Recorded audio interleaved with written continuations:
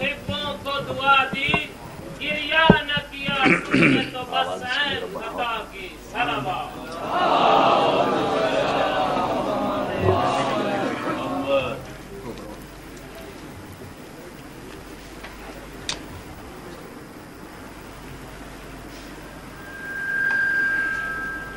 صلوات پر محمد۔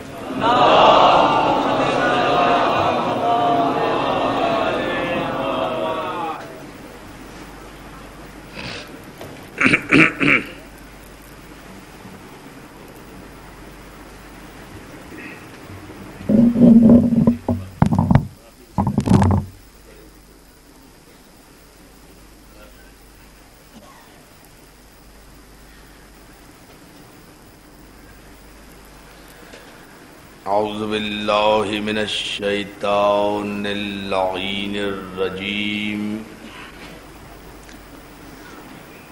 بسم اللہ الرحمن الرحیم۔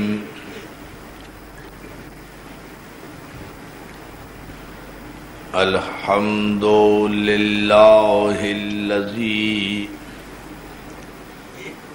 لا يبلغ مدحته القائلون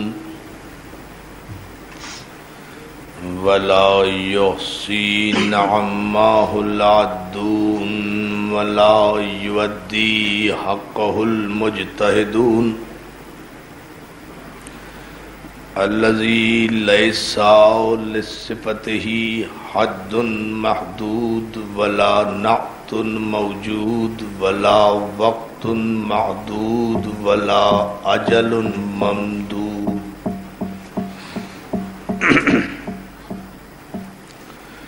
فطر الخلائق بقدرته ونشر الرياح برحمته ووتد بالصخور میدان ارضه جلت عظمته،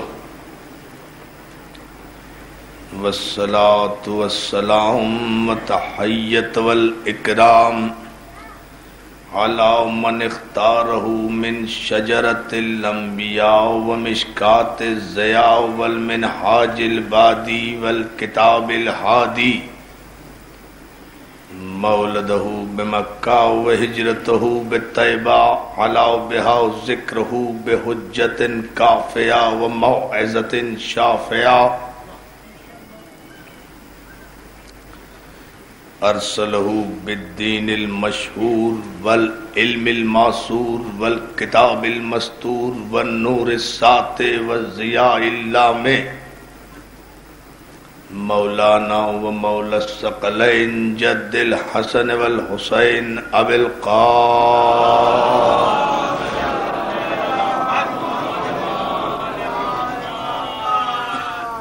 وآلہ الطیبین الطاہرین المعصومین المنتجبین المظلومین، ولعنت اللہ علی اعدائہم اجمعین من یومنا ھذا الی یوم الدین۔ اما بعد فقد قال حق سبحانہ وتعالی فی محکم کتابہ الحکیم، ایھا الناس قولوا لا الہ الا اللہ تفلحوا۔ صلوات۔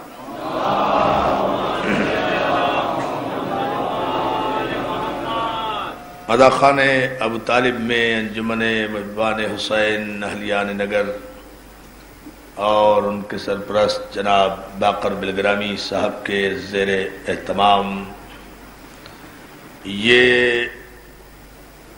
عشر محرم کی 7ویں تقریر آپ کے جذبہ ایمانی کی نظر ہے۔ زندہ رہیے، سلامت رہیے کہ آپ حضرات جس قدر جوش ایمانی کے ساتھ یہاں تشریف لا رہے ہیں اور جس قدر پرسہ دے رہے ہیں، اس کی جزا آپ کو وہ عطا فرمائیں گی جو اس عطا کی وارث ہے۔ عقیدہ ہمارا عنوان گفتگو ہے اور ہم اپنے عقیدے کا اظہار کر رہے ہیں۔ میں روزانہ یہ کہنا اس لیے ضروری سمجھتا ہوں کہ کسی کو کوئی غلط فہمی نہ ہو۔ ہم کسی اور کے عقیدے کو چھیڑے بغیر اپنے عقیدے کی حقانیت بیان کر کے اذہان ملت مسلمہ میں ایک سازش کے تحت پیدا کی جانے والی بدگمانیوں کو دور کرنے کی کوشش کر رہے ہیں، اس لیے کہ یہ مجالس اپنے دامن میں اتنی وسعت رکھتی ہیں کہ ان مجلسوں کے وسیلے سے پورے عالم اسلام کو پیغام دیا جا سکتا ہے۔ حسین کا پیغام عالمگیر پیغام ہے تمام اقوام و ملل کے لیے۔ بشریت آج بھی اگر کہیں استعماری شکنجوں میں جکڑ کر اپنے آپ کو بے بس محسوس کرے تو تاریخ اسلام میں اسے کوئی نظر نہیں آتا حسین کے علاوہ جسے وہ پکار کر ان زنجیروں کو توڑ سکے جن زنجیروں میں استعماری قوتوں نے کچلی ہوئی قوموں کو جکڑا ہوا ہے۔ یہ وہ حقائق ہیں جو ہم ان مجالس میں بیان کر رہے ہیں کہ عقیدہ بارگاہ ایزدی میں اس وقت قابل قبول ہے جب ایمان کے ساتھ ہو، ورنہ ہر مذہب کہتا ہے ہمارا عقیدہ یہ ہے، ہر مکتب کہتا ہے ہمارا عقیدہ یہ ہے، ہر فرقہ کہتا ہے ہمارا عقیدہ یہ ہے۔ ہم مکتب و مذہب و فرقے کی بات نہیں کر رہے، ہم تو یہ کہہ رہے ہیں کہ قرآن یہ کہتا ہے کہ عقیدہ یہ ہے۔ صلوات بھیجے محمد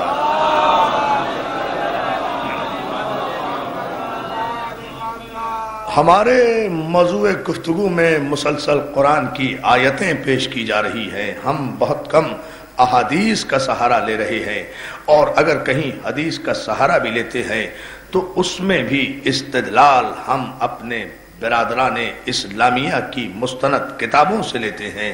وہ اس لیے لیتے ہیں کہ جو بات ہمارے لیے قابل قبول نہیں ہو، کم از کم اگر ہم آپ کے حوالے سے، آپ کی کتاب کے حوالے سے، آپ کے اکابرین کے تحریروں کے حوالے سے وہ کتاب پیش کریں گے تو آپ اسے عذرو عقل تسلیم کرنے پر آمادہ ہوں گے۔ یہ طریقہ استدلال جو ہم نے اختیار کیا عزا خانہ ابو طالب میں عقیدے جیسے اہم موضوع کے لیے، وہ اس لیے کہ ہمارے متعلق مختلف غلط قسم کی افواہیں پھیلائی گئیں، اور اس افواہ ساز فیکٹری کا آغاز اللہ جانے کب ہوا تھا۔ ہزاروں برس سے یہ سلسلہ جاری ہے، 1500 برس تو ہونے والے ہیں، جس میں یہ طے کیا گیا شیعہ یہ نہیں مانتے، شیعہ یہ نہیں مانتے، شیعہ یہ نہیں مانتے، ان کا اللہ یہ ہے، ان کا رسول یہ ہے، یہ اللہ کو نہیں مانتے، یہ رسول کو نہیں مانتے، یہ معاذ اللہ علی کو رسول سے بڑھا دیتے ہیں، علی کو اللہ سے بڑھا دیتے ہیں، قرآن کو نہیں مانتے، نہج البلاغہ کو نہیں مانتے۔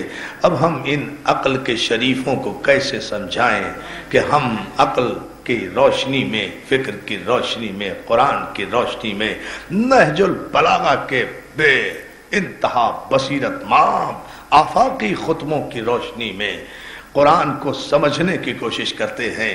اس لیے کہ ایک جملہ آغاز تقریر میں اہل علم کے لیے کہہ رہا ہوں، جہاں تک میری آواز جائے، نعرہ آئے یا نہ آئے، لیکن آپ اسے سمجھنے کی کوشش کیجئے۔ یاد رکھیں نہج البلاغہ ہمارے یہاں قرآن کے بعد افضل ترین کتاب ہے، اہم ترین کتاب ہے، اور وہ بھی اس لیے نہیں کہ اسے علی نے تحریر کیا، بلکہ اس لیے کہ ہم قرآن کی جس آیت کے معنی سمجھنے میں الجھ گئے، نہج البلاغہ نے بڑھ کر مشکل کشائی کر دی۔ یہ ہے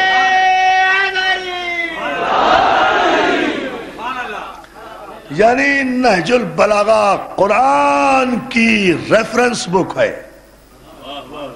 ارے آپ توجہ نہ فرمائیں اب اس جملے پر، بہت سے جملے پوری تقریر پر حاوی ہوا کرتے ہیں، ذرا ان پر بھی متوجہ ہوا کیجئے۔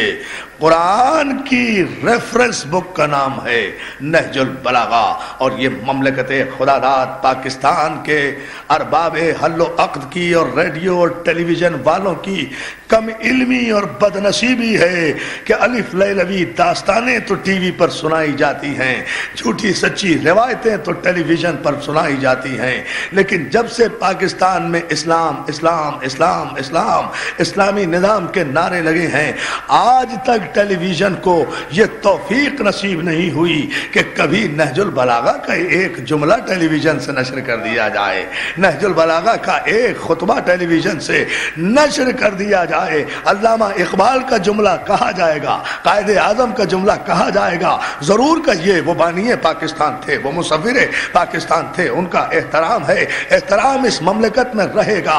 قائد اعظم نے فرمایا، علامہ اقبال نے فرمایا، لیکن ایک مرتبہ تو اسلام کے متعلق یہ بھی کہنے کی زحمت گوارا کر لے کہ نہج البلاغہ نے کیا فرمایا، مولائے کائنات نے کیا فرمایا، نظام حکومت کیسا ہونا چاہیے، نظام سلطنت کیسا ہونا چاہیے، نظام سیاست کیسا ہونا چاہیے، نظام کیسا ہونا چاہیے، انتظام کیسا ہونا چاہیے، ہیومن رائٹس کیسے ہونا چاہیے، اقوام عالم کے حقوق، اقوام عالم سے تعلق رکھنے کے طریقے کیسے ہونے چاہیے، حاکم اور رعایا کے تعلقات کیسے ہونا چاہیے، مالک اور نوکر کے تعلقات کیسے ہونا چاہیے، تخلیق کائنات کے مفہوم کیا ہے، تصور کائنات کیا ہے، تخلیق آدم کیا ہے، مقام بشر کیا ہے، وجود آدمیت کیا ہے، احترام انسانیت کیا ہے، آداب معاشرت کیا ہے، آداب سیاست کیا ہے، آداب سماجیات کیا ہے، سوشل اسٹڈیز کیا ہے، ہیومن رائٹس کیا ہے، دنیا کا کون سا فلسفہ،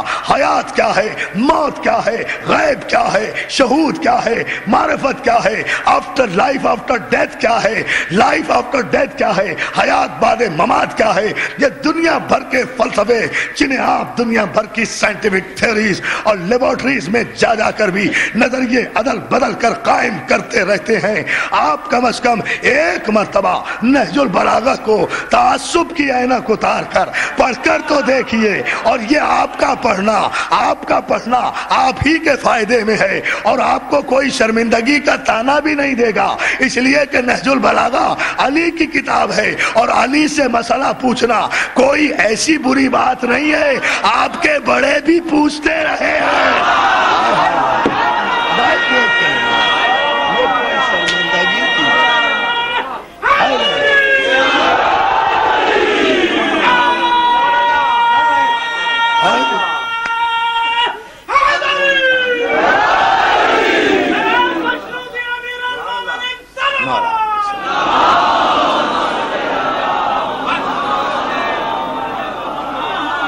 مولا آپ کو سلامت رکھے۔ پوچھئے عزیزان محترم، اس میں کوئی شرمندگی کی بات بھی تو نہیں ہے۔ اللہ کی قسم شیعہ قوم کے ذمہ دار فرد کی حیثیت سے کہہ رہا ہوں کہ کتنی مرتبہ ہم نے صحیح بخاری کو پڑھا، کتنی مرتبہ ہم نے صحیح مسلم کا مطالعہ کیا، کتنی ہی مرتبہ ہم نے سنن ابن ماجہ کو پڑھا، کتنی مرتبہ ہم نے سنن ابن داؤد کو پڑھا، متعدد بار ہم نے خلافت و ملوکیت کو پڑھا، متعدد بار ہم نے ابن خلدون کے مقدموں کو پڑھا، متعدد بار ہم نے امام غزالی کو پڑھا، امام ابن تیمیہ کو پڑھا، ابن عربی کو پڑھا، ابن رشد کو پڑھا، آپ کے مورخین طبری کو پڑھا، شارح نہج البلاغہ کو پڑھا، امام فخر الدین رازی کو پڑھا، شبلی نعمانی کو پڑھا۔ کون ہے کہ جسے ہم نے نہیں پڑھا؟ ہمیں پڑھتے وقت شرمندگی اس لیے نہیں ہوتی کہ ہم اپنے معصوم کے اس حکم کی تعمیل کرتے ہیں کہ یہ مت دیکھو کہ کون کہہ رہا ہے، یہ دیکھو کہ کیا کہہ رہا ہے۔ اچھی بات کہیں سے بھی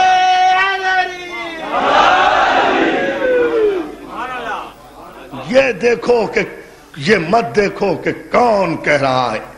ایک جملے میں فرق بتا دوں اگر آپ توجہ فرمائیں، اپنے مذہب کا، اپنے عقیدے کا اور دنیا کے عقائد کا کوئی جھگڑا نہیں ہے، سب یہ مولویوں کے پیدا کیے ہوئے جھگڑے ہیں، جاہلوں کے زمانے کے۔ اب پڑھا لکھا دور ہے، اب الحمدللہ مسلمانوں میں کوئی جھگڑا نہیں ہے، کوئی پرابلم ہی نہیں ہے، کوئی مسئلہ نہیں ہے، مذہبی تو اب کوئی جھگڑا ہی نہیں رہا۔ اب مذہبی جھگڑا نہیں رہا. مذہبی جھگڑا وہ ہوتا تھا جو مسلمان کے درمیان ہوتا تھا. اب تو جتنے بھی جھگڑے ہوتے ہیں نا وہ حسینیت اور یزیدیت کے درمیان ہوتے ہیں. جھگڑا کوئی مذہبی نہیں ہے.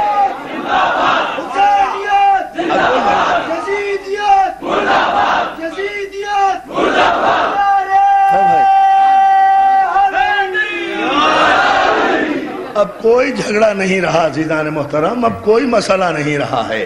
اب کوئی پرابلم نہیں ہے. سب مسلمان بھائی ہیں, سب متفق ہیں. اس لیے کہ سرکار سید الشہداء کی ان مجالس نے تو سارے فرقوں کو ختم کر دیا. حسین نے بتا دیا ایک پرچم نصب کر کے کہ یہ حسینیت کا پرچم ہے.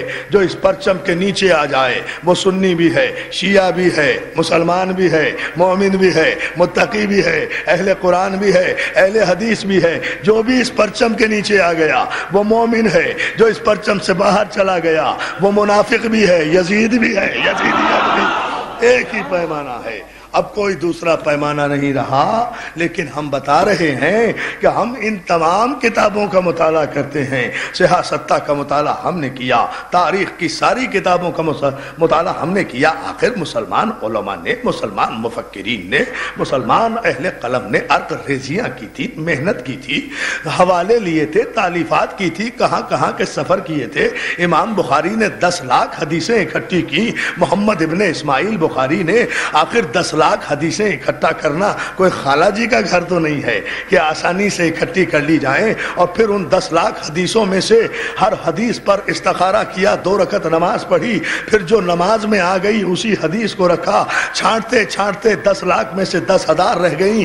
پھر اور اسکریننگ کی تو اس میں سے 7,000 رہ گئیں. اب آپ بتائیے کہ ہم امام محمد ابن اسماعیل بخاری کی ان ساری محنتوں پہ پانی پھیر دیں کہ ہم مطالعہ اس لیے نہ کریں کہ وہ ہمارے مذہب کے نہیں ہیں. نہیں, ہمارا مذہب, ہمارا عقیدہ یہ تنگ ظرفی نہیں سکھاتا. ہم سب کی محنتوں کی قدر کرتے ہیں. ہم تو جتنے حوالے دیتے ہیں صحیح بخاری سے دیتے ہیں. اگر وہ استخارہ نہ کرتے تو کبھی بھی یہ حدیث نہ آتی کہ یا علی انت منی و انا منکا.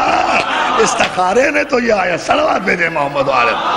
دیکھیں استخارے سے یہ حدیث, بھائی استخارے سے یہ حدیث آئی ہے کہ علی تو مجھ سے ہے, میں تجھ سے ہوں. استخارہ امام بخاری نے کیا تو یہ حدیث آئی کہ یا علی انت منی بمنزلت ہارون من موسیٰ. استخارے ہی سے تو یہ حدیث امام بخاری نے لکھی ہے کہ لَأُوتِيَنَّ الرَّایَةَ غَدًا رَجُلًا کَرَّارًا غَیْرِ فرار. کل علم عطا کروں گا مرد کو. ہائے ہائے ہائے.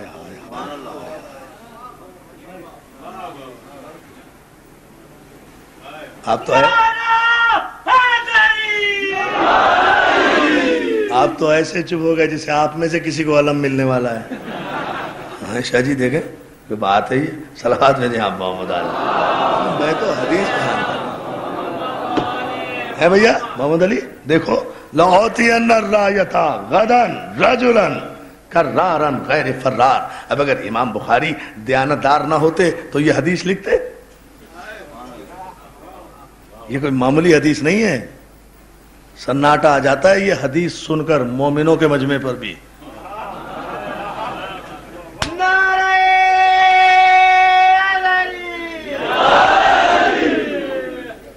ہے نا بھائی. لَأُوتِيَنَّ الرَّایَةَ غَدًا رَجُلًا کَرَّارًا غَیْرِ فرار. کل علم عطا کروں گا مرد کو. اپنی فوج کے سارے مردوں کے سامنے کہا.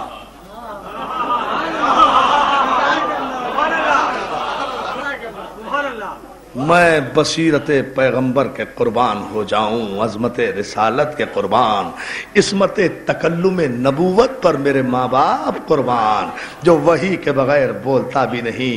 اے جانے آمنہ, اے آمنہ کے چاند, اے جانے ابو طالب, اے ختم الرسول, اے مولا کل, اے علت غائے ممکنات, اے وجہ تخلیق کائنات, اے علم اول, اے عشق اول, اے حسن اول, اے خلق اول, اے خلق اول, اے مولا کل, اے بشیر, اے نذیر, اے یاسین, اے طہا, اے مزمل, اے مدثر, اے سراج منیر, اے احمد مجتبیٰ, اے محمد مصطفیٰ.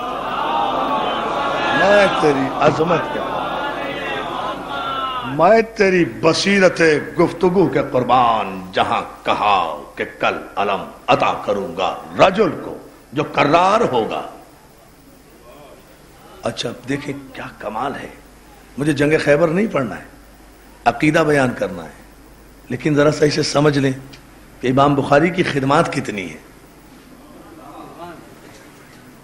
دیکھیں ہم اس لیے کہ ہمارا مذہب بڑا عجیب ہے، ہم یہ نہیں دیکھتے کہ کون کہہ رہا ہے، ہم یہ دیکھتے ہیں کہ کیا کہہ رہا ہے۔ بس ہم میں اور زمانے میں یہی تو فرق ہے، ہم یہ دیکھتے ہیں کہ یہ نہیں دیکھتے کہ کون کہہ رہا ہے، یہ دیکھتے ہیں کہ کیا کہہ رہا ہے۔ لوگ یہ نہیں دیکھتے کہ کیا کہہ رہا ہے، لوگ یہ دیکھتے ہیں کہ کون کہہ رہا ہے۔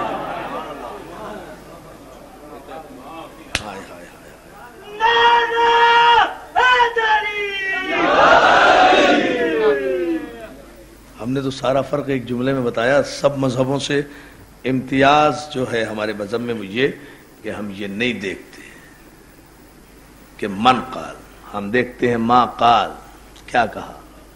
کہنے والا کوئی بھی ہو، ہمارا دشمن بھی ہو، بات اگر سچ کہہ رہا ہے تو قبول کر لیں گے۔ یہ ہوتا ہے علم اور باب علم پر جھکنے کا نتیجہ۔ ملت اسی چکر میں رہتی ہے، کس نے کہا، یہ سوچے گی نہیں کیا کہا، کہا جی وہ فلاں نے کہہ دیا ہم جیسے تھے۔ سب کس نے کہا نبی ہم جیسے تھے؟ جی فلاں نے کہا۔ ارے چھوڑو فلاں کو، وہ تمہیں بخشوائے گا؟ تم نے رسول کے لیے کہہ دیا ہم جیسے تھے، کس کے کہنے پر کہہ دیا؟ جی انہوں نے کہا تھا۔ کنہوں نے کہا تھا؟ وہ اصول دین میں ہیں آپ کے، وہ فروع دین میں ہیں آپ کے، وہ کسی کلمے میں شریک ہیں آپ کے، وہ آپ کے ساتھ قبر میں جائیں گے۔ انہوں نے آپ کو دین دیا، انہوں نے آپ کو ایمان دیا کہ نہیں دیا تو کچھ بھی نہیں، وہ بھی ہم جیسے تھے۔ بڑی کمال کی بات ہے جان محترم، دیا کچھ بھی نہیں۔ عجیب دیکھیں یہ تاریخ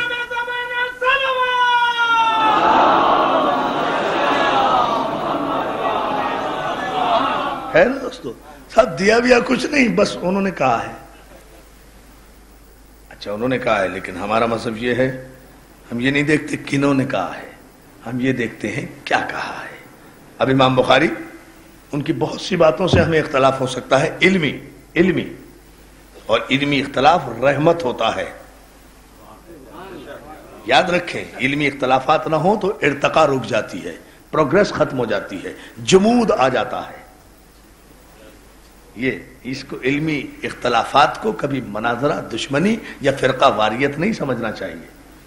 ہم سمجھتے ہیں کہ ہماری بات بہت دور دور تک محفوظ ہو رہی ہے، اس لیے ہم ایک ایک لفظ کو بڑی سنجیدگی کے ساتھ بہت واضح کر کے پیش کر رہے ہیں، تاکہ حضرات ہماری گفتگو کے مافز ضمیر کو سمجھیں کہ ہماری نیت کیا ہے۔ یہ نہ دیکھیں کہ عرفان حیدر عابدی تقریر کر رہے ہیں، یہ دیکھیں کہ کیا کہہ رہے ہیں۔ اور جب آپ یہ دیکھیں گے تو پھر آپ یقیناً خوبصورت نتیجے پر پہنچ جائیں گے۔ اس لیے پہنچیں گے کہ ہم قرآن کے خلاف کچھ نہیں کہیں گے، اور قرآن کو آپ بھی مانتے ہیں، ہم بھی مانتے ہیں۔ یہ ہے ہماری ساری تمہید کا مطلب۔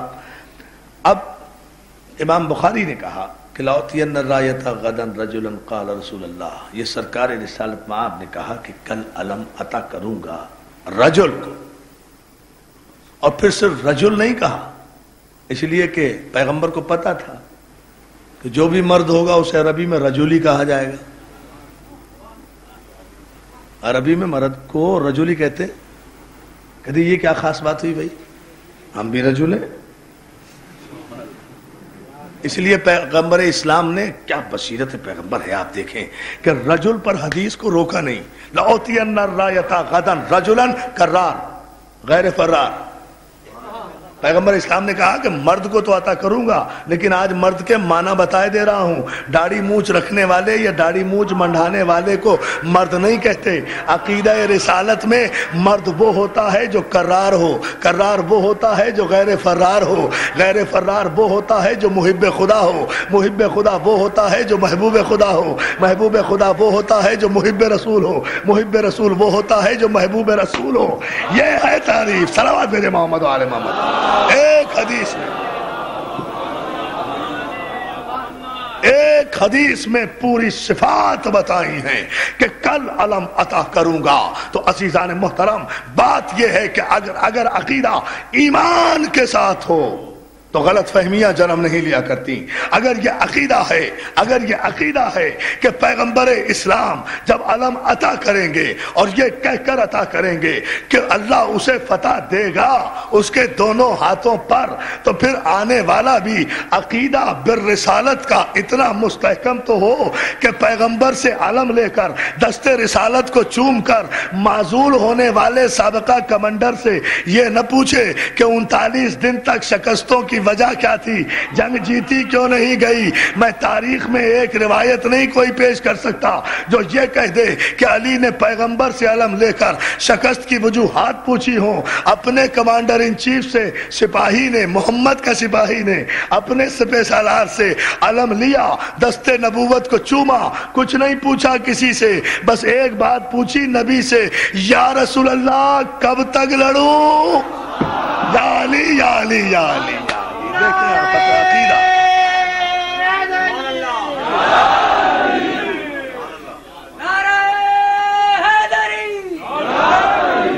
صلوات بھیج دیں بآواز محمد و آل محمد. عزیزان محترم دیکھتے جائیں، سمجھتے جائیں، تاکہ عقیدے کے لیے مجھے ایک جملہ کہنا ہے کہ عقیدہ بنتا کیسے ہے اور عقیدے پر ایمان کے استحکام کے ذرائع کیا ہیں. کس طرح سے عقیدہ؟ یا رسول اللہ کب تک لڑوں؟ پیغمبر نے کہا جب تک خدا تمہارے دونوں ہاتھوں پر مکمل فتح نہ دے دے. یا علی یا علی، جب تک خدا تمہارے دونوں ہاتھوں پر مکمل فتح نہ دے دے واپس نہ لوٹنا. اب علی گئے ہیں، مجھے جنگ نہیں پڑھنا، صرف ایک جملہ کہنا ہے، علی گئے ہیں، میدان خالی ہوا ہے، ایک رہ گیا تھا، 3 اس کے مر گئے تھے،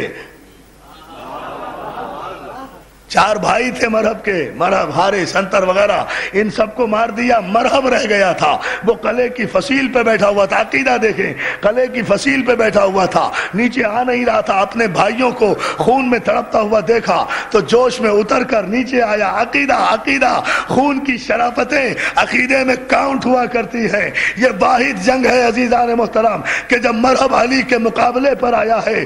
یہ میرے بہت دوست 5 دن سے مجھے سوال کر رہے ہیں آپ نے کوئی جنگ نہیں پڑھی، جنگ ابھی بھی نہیں پڑھ رہا ہوں. ایک جملے کے لیے ایک بات کہہ رہا ہوں، انشاءاللہ آخری مجلس میں جنگ سنا دوں گا جو بھی آپ کہیں گے، لیکن اس جملے پر توجہ فرما لیں.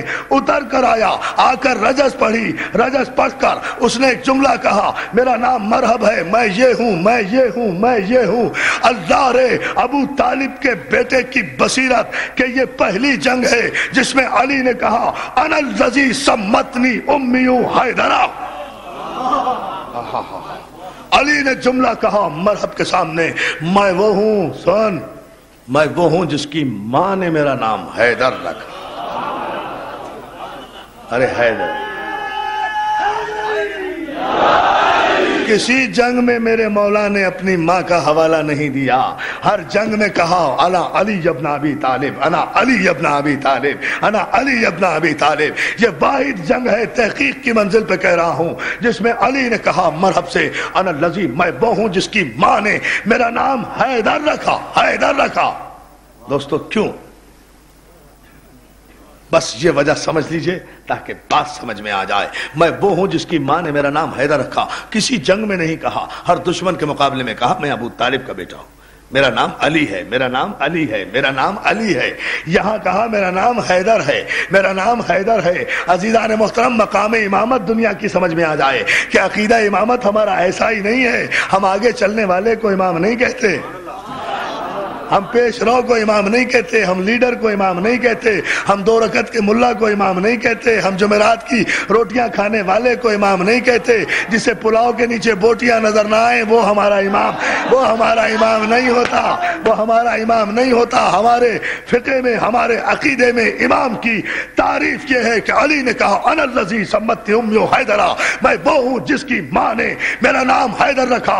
تاریخ کے مورخین نے پوچھا تو کہ کس لیے اس جنگ میں علی نے اپنا نام علی نہیں بتایا، ابو طالب کا حوالہ نہیں دیا، تو جواب یہ آیا اس لیے نہیں دیا کہ یہ وہ واحد جنگ ہے جس میں مقابلے پر وہ آیا تھا، وہ مرحب آیا تھا جس کی ماں نے اپنے چاروں بیٹوں کو بچپن ہی میں یہ نصیحت کر دی تھی، پہلوان رہو گے، غالب رہو گے، بہادر رہو گے، دلیر ماں کے بیٹے ہو، اپنے مذہب پہ قائم رہنا، بس ایک وصیت ماں کی یاد رکھنا کہ جب تمہارے مقابلے پر کوئی حیدر نامی آئے، کاہنہ تھی، بہت بڑی کاہنہ تھی، اور اس زمانے میں کاہن لوگ مستقبل کا علم دے دیا کرتے تھے، بہت بڑی کاہنہ تھی، جب حیدر نامی تمہارے مقابلے پر آئے تو سب کے مقابلے میں جانا، سب کے مقابلے، سارے بیٹوں کو کہا تھا سب کے مقابلے میں جانا، ماں تھی نا، اپنے بیٹوں کو کہا تھا سب کے مقابلے میں جانا، حیدر کے مقابلے میں نہ جانا۔ میرے مولا میں کیا کروں، یہ سمجھ ہی نہیں رہے ہیں، ہماری کچھ مجبوریاں ہیں، ماں تھی نا، اپنے بیٹوں کو پیدا کیا تھا نا، بیٹوں سے محبت تھی نا، اس لیے منع کر رہی ہے سب کے مقابلے میں نہ جانا، حیدر سب کے مقابلے میں جانا، حیدر کے مقابلے میں نہ جانا، علی کے مقابلے میں نہ جانا، مارے جاؤ گے، سچی ماں ہے نا، حقیقی ماں ہے نا، تکلیف اٹھائی ہے نا، بچوں کو پیدا کیا ہے نا، بچوں کو پالا ہے نا، اس لیے چاہتی ہے میرے بچے مارے نہ جائیں۔ اب قیامت کے دن تو عدل کا دن ہوگا نا، ہمارا عقیدہ ہے عدل کا دن ہوگا، اللہ جانے یہ جو کافرین کی ماں ہے، مرحب کی، حارث کی، انتر کی، یہ جو ام الکافرین ہے یہ بھی میدان میں جائے گی، مگر اتنا تو کہہ دے گی پالنے والے کافروں کی ماں ہوں، خود بھی کافرہ ہوں، جہنم میں بھیج دے، مشرکہ ہوں، مگر اتنی ضرور بات آج تجھے میری ماننی پڑے گی، میں کافر تھی مگر اپنے بیٹوں کو حیدر کے مقابلے میں گھر سے نکال کر نہیں لائی تھی۔ کافروں کی ماں، نعرہ وسیع اللہ، علی ولی اللہ، نعرہ صفی اللہ، علی ولی اللہ، نعرہ کلیم اللہ، علی ولی اللہ، نعرہ خلیل اللہ، علی ولی اللہ، نعرہ کتاب اللہ، علی ولی اللہ، جیو سلامت رہو، نعرہ کعبۃ اللہ، علی ولی اللہ، نعرہ بلند ترین صلوات عظمت مولا۔ اب سنتے جائیے عقیدے کی ایک منزل بتانا چاہ رہا ہوں، ہمارا عقیدہ امامت کیا ہے۔ عقیدہ امامت یہ نہیں جو ابھی ہم نے کہا، عقیدہ امامت یہ کہ علی نے مرحب کے سامنے جا کر اپنا تعارف اپنی ماں کے رکھے ہوئے نام کے ذریعے کرایا۔ میری ماں فاطمہ بنت اسد نے میرا نام حیدر رکھا تھا، چونکہ مرحب و حارث و انتر کی ماں نے وصیت کر دی تھی کہ جب کوئی حیدر نامی آئے اس کے مقابلے پہ نہ آنا، ورنہ مارے جاؤ گے، ورنہ شکست کھا جاؤ گے، اس کے مقابلے پر نہ آنا۔ اب سمجھے آپ عقیدہ شریعت محمدی میں امام کسے کہتے ہیں؟ کہاں مرحب کی ماں، کہاں انتر کی ماں، کہاں حارث کی ماں کب اپنے بچوں کو وصیت کی ہوگی؟ نہ علی سے کبھی ملی، نہ علی کو کبھی دیکھا، نہ علی کو کبھی دیکھا، نہ علی کو کبھی سنا، کب کہا ہوگا، کس وقت کہا ہوگا، لیکن جہاں بھی اپنے بچوں کو کہا ہوگا علم امامت میں موجود ہے، اس لیے اپنی ماں کے ذریعے اپنے نام کا تعارف کر کے اس بھولے ہوئے بیٹے کو اس کی ماں کی وصیت یاد دلا رہے ہیں۔ اب بھی واپس چلا جا، یا علی یا علی،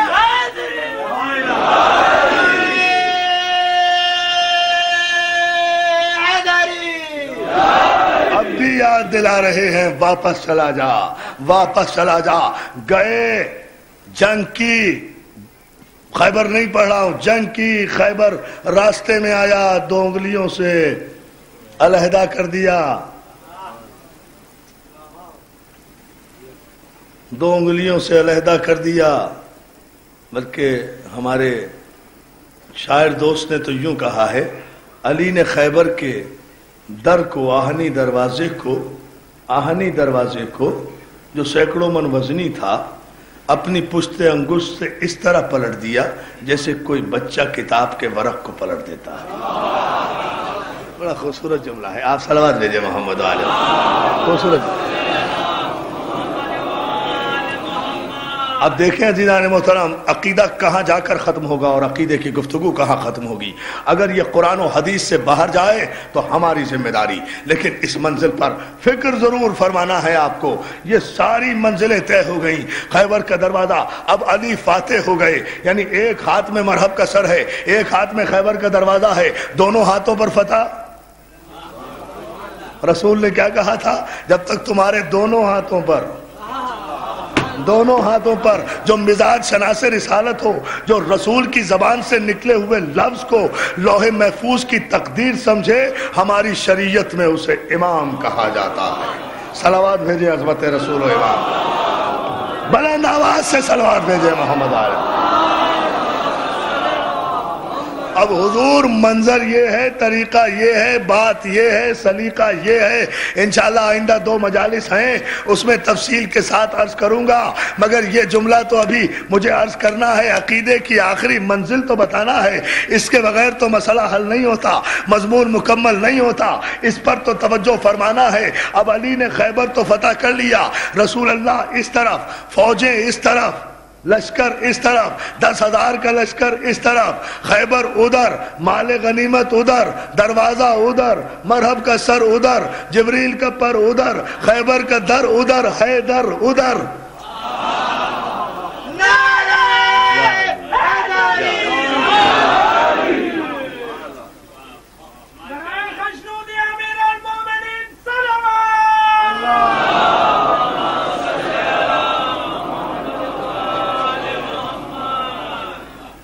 میرا یہ جملہ ذہن میں رکھیے گا، جو میں نے آغاز تقریر میں کہا تھا وہی اختتام پر کہوں گا۔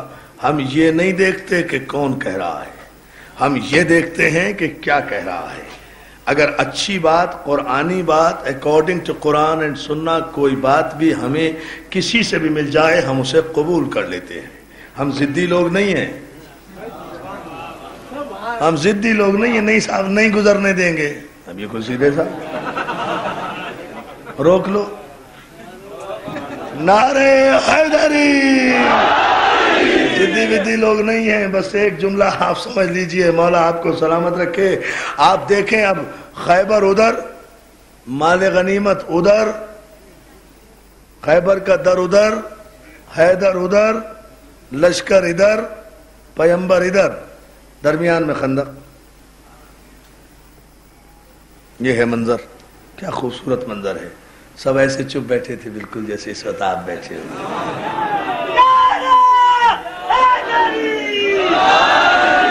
مولا آپ کو سلامت رکھے، مولا آپ کو سلامت رکھے۔ نعرہ تو میری مرضی کا تو ابھی تو کوئی نعرہ ہی نہیں ہے، اور نہ میں چاہتا ہوں کہ ابھی نعرہ آئے۔ میں تو جہاں عقیدات دکھا دوں نا آج اگر آپ کو مولا کی تائید سے، اور وہی میری تقریر کا آخری جملہ ہوگا، چاہے 5 منٹ میں آئے چاہے 1 گھنٹے میں آئے۔ جب وہ خود آپ کو نظر آ جائے کہ عقیدہ کسے کہتے ہیں، امام کسے کہتے ہیں، تو پھر خود بخود نعرہ علی کا گلے سے نہیں پھوٹے گا، انسانی رگوں سے پھوٹے گا، انسانی لہو سے پھوٹے گا۔ اور اسی نعرے کی حقیقت بھی ہوا کرتی ہے۔ پوری توجہ آخری آدمی تک، جہاں جہاں میرے مومنین و مومنات بہن بھائی بیٹھے ہوئے ہیں، سب سنیں۔ مولا آپ کو سلامت رکھے۔ اتنی محبت و اخوت کے ساتھ آپ یہاں آتے ہیں تو پھر میرا بھی جی چاہتا ہے کہ کتنا بھی تھکا ہوا ہوں اپنا کلیجہ نکال کر آپ کی خدمت میں پیش کر دوں، تاکہ آپ کے خلوص کا کچھ تو حق ادا ہو سکے۔ عزیزان محترم، میں اس میں اپنے جسمانی صحت کا کوئی خیال نہیں رکھتا، اس میں مجھے دیکھنا یہ ہے کہ آپ کا جذبہ ایمانی کیا ہے، یہی میں توقع رکھتا ہوں۔ اب یہ سب کچھ تو ادھر ہے۔ خیبر وہ واحد جنگ ہے بقول شبلی نعمانی کے کہ جس میں اتنا مال غنیمت اور سونا چاندی آیا تھا کہ ایک ایک سپاہی کے حصے میں 1 اونٹ کی کھال کے برابر سونا آیا تھا۔ 1 قنطار کا لفظ استعمال کیا ہے شبلی نے۔ 1 سپاہی کے حصے میں 1 اونٹ کی کھال کے برابر، وزن میں نہیں، 1 اونٹ کے پورے اونٹ کی کھال بچھائی، اس میں سونا بھرا، گٹھڑی بنائی، سر پہ رکھی، چل دیے سونا۔ سمجھ گئے اب؟ تصور کر سکتے ہیں کوئی؟ خدا کی قسم یہ کہتے ہیں اسلام نے کچھ نہیں دیا، 3rd کلاس کافر سرمایہ دار بن گئے۔ خدا کی قسم 3rd کلاس کافر، آپ کہتے ہیں کچھ نہیں دیا ہے۔ شاہ جی ہے بھائی بھائی صاحب، دیا نہیں۔ صلوات بھیجے بابا سے بلند محمد واہ جی واہ۔ آپ کو سلامت کی تاریخ پڑھ رہا ہوں، حوالہ دے رہا ہوں۔ ایک ایک سپاہی کے حصے میں ایک ایک قنطار سونا آیا ہے اور سب علی نے اپنے ہاتھ سے بانٹا ہے۔ علی سونے میں جب ہاتھ ڈالتے تھے نا تو اس طرح سے ہاتھ سونے میں چلا جاتا تھا جیسے گندے ہوئے آٹے میں انگلیاں۔ ظاہر خیبر کا در اکھاڑ کر آ رہا تھا بھائی، سونے کی حقیقت کیا تھی عزیزان محترم، اور بانٹتا جا رہا تھا، خدا کا ہاتھ تھا نا۔ اللہ جانے پھر آپ نے یہ عقیدہ کہاں سے لے لیا، خدا کے ہاتھ سے سارا سونا لیا نا، علی کے ہاتھ سے۔ اللہ میاں تو نہیں آیا تھا سونا دینے، علی کے ہاتھ سے سونا لیا کہ کہاں سے عقیدہ لے لیا پھر علی کے ہاتھ سے سونا لیتے ہو؟ جب تم علی کے ہاتھ سے سونا لے لو تو وہ جائز ہے، ہم یا علی مدد کہتے ہیں تو بدعت ہے۔ بات سمجھ میں نہیں آتی کیوں بھائی؟ بات کیا ہے جانا؟ کیا رسول کے ہاتھ سے لیا؟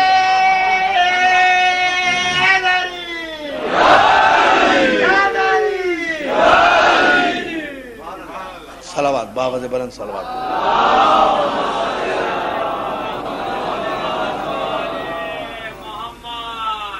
دیکھتے جائیں، تدبر کرتے جائیں تو ظاہر ہے کہ اتنا سونا چاندی تھا، مگر مسئلہ یہ تھا کہ درمیان میں خاصی چوڑی گہری لمبی خندق تھی۔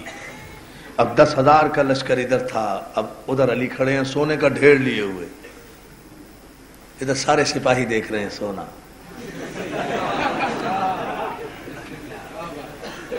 سارے سپاہی سونا دیکھ رہے ہیں، جنہوں نے پیٹ بھر کے کھجوریں نہیں دیکھی تھی انہیں اگر سونے کے درخت نظر آ جائیں تو اب اندازہ کیجئے کیا حالت ہوگی۔ کاش اس وقت یہ ویڈیو کیمرے ہوتے۔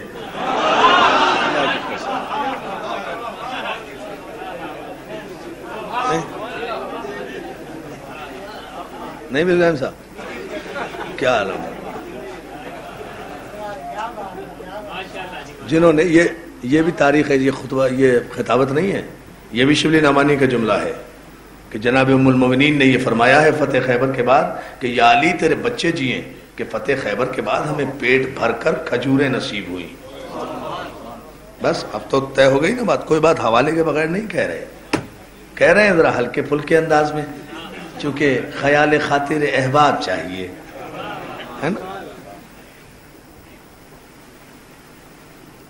اب وہ سونے کا ڈھیر ادھر ہے بھائی، اور لشکر ادھر ہے، علی ادھر ہے۔ پریشانی یہ ہے کہ درمیان میں خندق ہے۔ اب ضروری تو نہیں ہے نا کہ بھائی اگر اوپر چڑھنے کی پریکٹس ہو تو نیچے اترنے کی بھی ہو۔ نہیں اتر سکتے نیچے، اب ہر آدمی ہر بات کا ایکسپرٹ تو نہیں ہوتا نا۔ نیچے اتر نہیں سکتے تھے، پریشان ہے، سونا سارا وہاں، علی اکیلا وہاں۔ ایک مرتبہ مولا کائنات نے دیکھا، امام اب عقیدہ بتا رہا ہوں، میرے مولا کائنات نے دیکھا، چہروں کو دیکھا، ذہنوں کو دیکھا، ذہنیتوں کو دیکھا، نیتوں کو دیکھا، حیثیتوں کو دیکھا۔ اللہ اللہ اللہ اللہ اللہ اللہ اللہ توجہ، ذہنوں کو دیکھا، ذہنیتوں کو دیکھا، نیتوں کو دیکھا، حیثیتوں کو دیکھا۔ خیبر کے دروازے کو اپنے بائیں ہاتھ پر اٹھایا، خندق کے کنارے پر آئے، خندق کو عبور کیا۔ اب جو خندق کے کنارے پر نیچے اترے علی تو اتنا بڑا دروازہ تھا کہ خندق کے دونوں کناروں پر اوپر پورا آ گیا، ایک کنارہ اس طرف ایک کنارہ اس طرف۔ علی نے ذرا سا آگے بڑھایا، لشکر کو کہا جتنے سوار ہو سکتے ہو اس دروازے پہ سوار ہو جاؤ۔ بائیں ہاتھ میں علی لیے کھڑے ہیں خیبر کا دروازہ، جتنا لشکر سوار ہو سکتا تھا سارے مسلمانوں کو سوار کرتے، اس کنارے پر اتار دیتے، پھر سوار کرتے، پھر اتار دیتے، پھر سوار کرتے، پھر اتار دیتے۔ ابھی بھی سمجھ میں نہیں آئے گا، ابھی بھی سمجھ میں نہیں آئے گا۔ بہت اچھے شاعر میرے بھائی ناصر زیدی یہاں بیٹھے ہیں، زئی صاحب شعر سنے استاد قمر جلالوی کا، اس منظر کی پوری فوٹو لی ہے استاد قمر جلالوی نے، اس اتارنے کی اور آنے کی، خندق میں اتارنے کی۔ استاد کہتے ہیں حیدر کو نظر بد سے بچائے میرا خدا، قائم ہوا پہ ہیں در خیبر لیے ہوئے، ہوا پہ ہیں، ہوا پہ ہیں، زمین پہ نہیں ہے آج علی کا پاؤں۔ یہ حیدر کو ابھی رکھو، یہ ساری آوازیں محفوظ رکھو، ایک نعرہ سے لگوانا ہے، اور اس نعرے کو جہاں تک مجھے پہنچانا ہے آپ جانتے ہیں، ہے نا, جانتے ہیں نا, بس وہ ایک ہی نعرہ ہے, مگر وہ جب میں کہوں جب لگانا, اپنی طرف سے نہیں. آپ کا نعرہ تو یہ ایمپریس مارکیٹ تک بھی نہیں جا سکتا. جو نعرہ میں پہنچاؤں گا عقیدہ سمجھا کر, اپنا مضمون مکمل کر کے, اور آپ کو یہ تو پتا ہے ہی کہ میں کہاں پہنچوانا چاہتا ہوں, ضرورت کہاں ہے, کہاں تک جائے یہ نعرہ. توجہ ہے نا عزیزان محترم, یہ آپ کو پتا ہے پہنچانا ہے مجھے. یقیناً انشاءاللہ مولا نے اگر تائید کی تو وہیں تک یہ نعرہ پہنچے گا. صبح رپورٹ آئے گی کہ نعرہ پہنچا, پتہ چلے گا کتنے چارپائیاں لوٹیں گی, پتہ چلے گا کہیں علی والے گونجے ہیں, کہیں گرجے ہیں, کہیں برسے ہیں. یہ جہاں پہنچنا ہے وہاں پہنچے گا. علی کا نعرہ ہے, علی کا نعرہ ہے, پہنچے گا. مگر جب جب میں کہوں گا عزیزان محترم, حیدر کو چشم بد سے بچائے میرا خدا, قائم ہوا پہ ہے, در خیبر لیے ہوئے 10,000 کا لشکر خندق کے اس پار کر دیا. جب 10 اب سوائق محرقہ, میں نے کہا نا کہ ہم یہ نہیں دیکھتے کہ کون کہہ رہا ہے, ہم یہ دیکھتے ہیں کہ کیا کہہ رہا ہے. سوائق محرقہ کے مورخ ابن حجر بھی ہمارے نہیں ہیں, ہماری مخالفت میں کتاب لکھی مگر حدیث اچھی لکھی, اس لیے ہم نے قبول کیا. جب 10,000 کا لشکر اس پار اتر گیا, سب آ گئے, تو سب سے پہلے سوائق محرقہ کے مورخ لکھتے ہیں کہ حضرت ملک کے مسلمانوں کے سب سے پہلے حکمران آگے بڑھے. انہوں نے علی کا دست مبارک چوم کر کہا, یا علی تیرے بچے جیے, کیا آج تو نے ہمیں خندق کے اس پار کر دیا, آج تو نے ہمیں خندق کے اس پار کر دیا. پیغمبر نے شانہ ہلا کر کہا کہ جس طرح سے آج علی نے تمہیں خندق سے پار کیا ہے, اگر علی کی ولایت پر تمہارا عقیدہ کامل رہا تو کل پلے سرات سے بھی گزار دے گا. یہ ہے عقیدہ.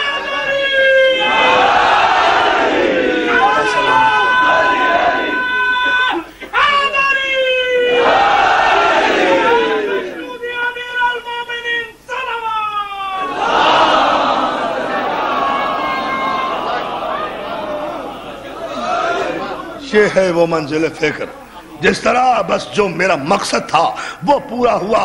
اگر تمہارا عقیدہ ولایت ثابت رہا اور تم اس کے دامن سے وابستہ رہے, آج خندق سے اتارا ہے, کل پل سرات سے بھی اس طرح گزار دے گا. اس وقت کہا حضرت صدیق اکبر رضی اللہ تعالی عنہ نے کہ لا احد الصراط, یہ بھی سوائق محرقہ میں ہے, کوئی پل سرات سے اس وقت تک گزر نہیں سکتا الا من کتب علی الجواز, جب تک علی پروانہ راہداری لکھ کر نہ دے دے. یہ انہوں نے کہا, مسلمانوں کے سب سے سچے انسان نے کہا کہ کوئی پل سرات سے اس وقت تک نہیں گزر سکتا. تو جب کوئی نہیں گزر سکتا تو پھر کوئی نہیں گزر, پھر کوئی نہیں گزر. دونوں ٹھہرو, دونوں ہاتھ بلند کر کے علی کی تولا کے عقیدے اور علی کی ولایت کے عقیدے کو, اپنی ماں کے پلائے ہوئے دودھ کی ساری طاقتوں کو اپنے کلیجے میں اکٹھا کر کے نعرے کو اس کی منزل تک پہنچانے کے لیے دونوں ہاتھ بلند کر کے باہر تک بیٹھے ہوئے تمام مومنین سارے کلیجے کی طاقتوں سے 1409 ہجری کے ادا خانہ ابو طالب کے محرم کا وہ تاریخی نعرہ کہ جبریل گواہی دے کہ کہیں علی والے بیٹھے ہیں, نعرے حیدری. اب صلوات بھیجیں ایک دم محمد عالم.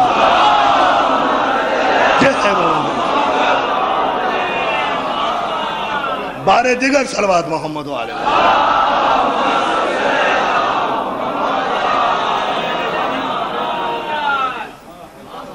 دوستو, مولا سلامت رکھے, مولا آپ کو سلامت رکھے. کس عروج پر آپ نے گفتگو کو پہنچایا. یہ ہے ہمارا عقیدہ امامت, یہ ہے ہمارا عقیدہ ولایت, یہ ہے ہمارا وہ عقیدہ کہ جو ہمیں قبر میں بھی کام آئے گا, حشر میں بھی کام آئے گا, نشر میں بھی کام آئے گا. یہ مجلس اس لیے نہیں کر رہے, قبر میں سوال ہوگا تیرا نبی کون, ہم کہیں گے خاتم النبیین ہمارا نبی. تیرا خدا کون, اللہ وحدہ لا شریک ہمارا خدا. تیری کتاب قرآن, تیرا قبلہ کعبہ, تیرا دین اسلام, یہی ہے نا. تیرا پہلا امام علی, عادت ڈالو تیرا پہلا امام علی، تیرا دوسرا امام حسن، تیرا تیسرا امام آنسو آ گئے نہیں تمہاری آنکھوں میں؟ تو جو فرشتوں کے سامنے بیٹھ کے حسین کا نام آتے ہی رونے لگو گے تو پھر فرشتوں کی مجال ہے کہ وہ تم سے اگلا سوال بھی کریں؟ مجھے بتاؤ، یہ ہے عقیدہ؟ پوچھیں گے پھر؟ اس لیے یہ حسین حسین کرتے ہوئے ہم پھرتے ہیں۔ تیسرے امام سے آگے تو کوئی ہم سے پوچھے کبھی نہیں، تیرا تیسرا امام ہم کہیں گے حسین، جہاں حسین نام آیا وہیں آواز فاطمہ زہرا آئے گی، میرا پیاسا حسین، میرا پیاسا حسین، میرا بے غسل و کفن حسین، میرا بے وطن حسین، میرا کربلا والا حسین۔ عزادارو حسین کا ماتم کر رہے ہیں۔ آج 7 محرم ہو گئی ہے، آج حسین کے بچوں پہ پانی بند ہو گیا۔ عزادارو چھوٹے چھوٹے بچے آج خالی کوزے خیموں میں لیے ہوئے پانی مانگتے پھر رہے ہیں، اماں پانی، چچا پانی، بابا پانی، مامو پانی۔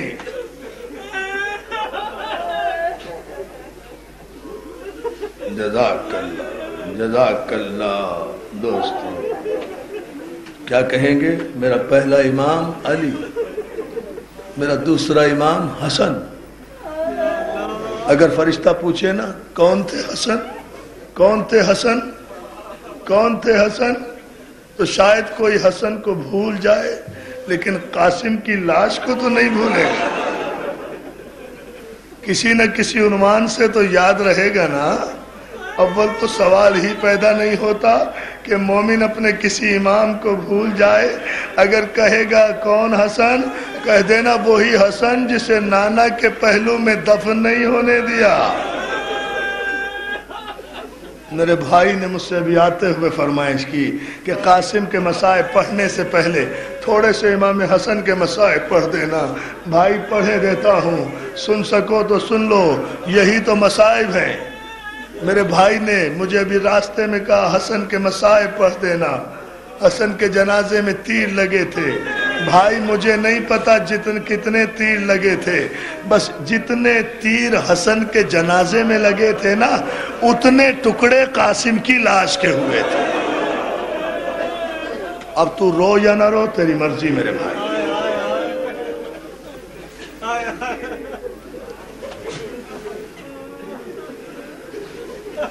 مولا تم رونے والوں کو سلامت رکھے، مولا تمہیں کوئی غم نہ دے سوائے غم حسین کے، مولا تمہیں آباد رکھے۔ میرے بھائی کیا بتاؤں حسن کی شہادت، بس اتنا سن لے، حسین نانا کے روزے کی طرف بھائی کو لے کر چلے، امت نے تیروں سے استقبال کیا، امت نے تیروں سے استقبال کیا، امت نے تیروں سے استقبال کیا۔ مجھے نہیں پتا کتنے تیر پڑے تھے، لیکن عزاداروں میں تو صرف اتنا جانتا ہوں کہ جب حسن کے جنازے کے دفن میں رکاوٹ پڑی، عباس نے جنازہ چھوڑا، دوڑے دوڑے گھر میں آئے، دیوار پر لٹکی ہوئی تلوار اتاری، تلوار لے کر جو جانے لگے، صحن میں علی کی بیٹی نے روکا، عباس جنازہ دفن کرنے گیا تھا، تلوار کیوں لے جا رہا ہے؟ جزاک اللہ، جزاک اللہ۔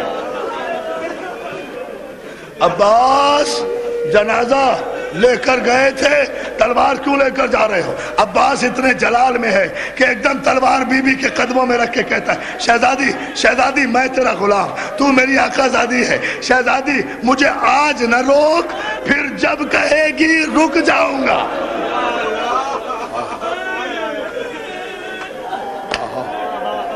مجھے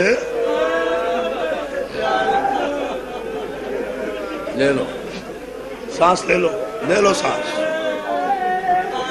آج تو 7 محرم ہے نا، تم سانس لے لو، مجھے ایک جملہ کہنا ہے۔ جب کہتی ہے عزادارو عباس گئے، حسین نے روکا، نہیں عباس بھائی کی میت کو واپس لے چلو۔ حسن کی میت کو حسین گھر میں واپس لے کر آئے۔ عزادارو تم نے سن لیا، اس مجمع میں امیر بھی بیٹھے ہوں گے، غریب بھی بیٹھے ہوں گے، بڑے غریب سے غریب بیٹھے ہوں گے، مجھے اپنے انصاف سے بتاؤ، کیا کسی غریب سے غریب آدمی کا جنازہ تم نے دیکھا ہے جو قبرستان سے واپس آیا ہو، بغیر دفن ہوئے واپس آیا ہو؟ ہائے فاطمہ زہرا، ایک بیٹے کا جنازہ واپس آیا، دوسرے کو کفن نہیں ملا، یہ ہے رسول کی بیٹی۔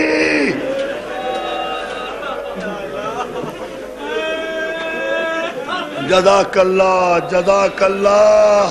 مولا آپ کو کوئی غم نہ دے سوائے غم حسین کے۔ عزادارو اب تیار ہو جاؤ رونے کے لیے، قیامت کا جملہ حسن کے لیے کہنا جا رہا ہوں، شہادت نہیں پڑھ سکتا، ایک جملہ سن لو۔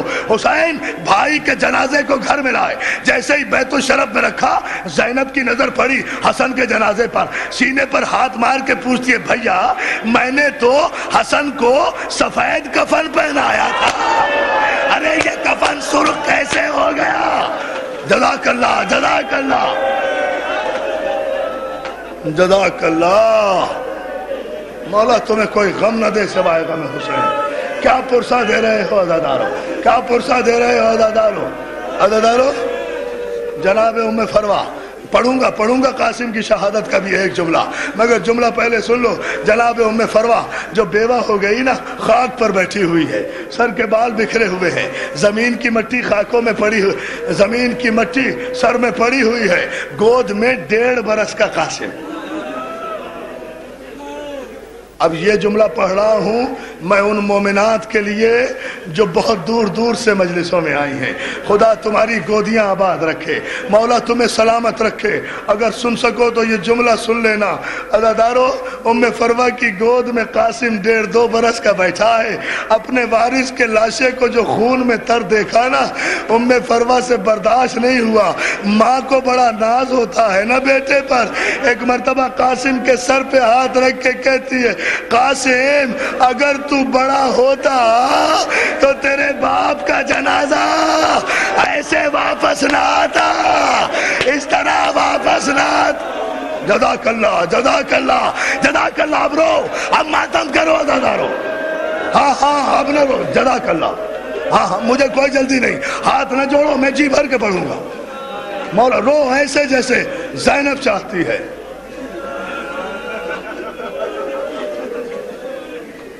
لو عزادارو جملہ سن سکو تو پھر ایک جملہ اور عرض کیے دیتا ہوں، اس کے بعد دوسرا جملہ کہتی ہیں جناب ام فروا قاسم سے،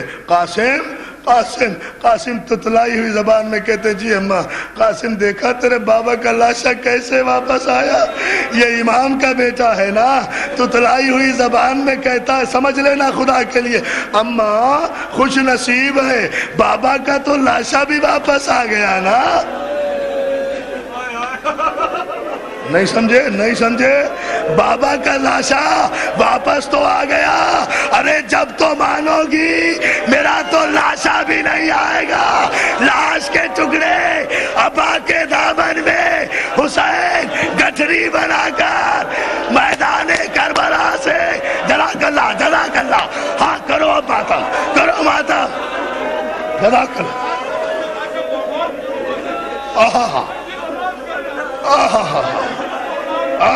برباد ہو گئی بطول کی بیٹیاں۔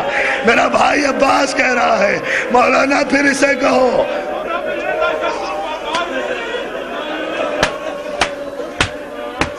میں پھر پڑھ رہا ہوں میرے بھائی یہ جملہ، اماں بابا کا جنازہ تو آ گیا، ارے میرا تو لاشا بھی نہیں آئے گا، حسین کربلا میں ڈھونڈتے پھریں گے، قاسم عزادارو حوصلہ میرے بھائی، ایک جملہ سن لو، رو پڑے ہو، قیامت تو ہو گئی بھائی بالگرامی صاحب، مگر یہ جملہ سن لیں شاہ جی۔ ایک مرتبہ قاسم جب گھوڑے سے گرا نا، قاسم اتنا چھوٹا تھا کہ جو بھی شہید گھوڑے سے گرا ہے نا، ہر شہید نے پکارا یا اماں ہو ادرکنی، یا ابتا ہو ادرکنی، اپنے ماموں کو پکارا، اپنے بابا کو پکارا۔ قاسم وہ لاڈلا بیٹا تھا، جب گھوڑے سے گرا ہے تو قاسم نے 3 مرتبہ کہا اماں میں گر گیا۔ آئے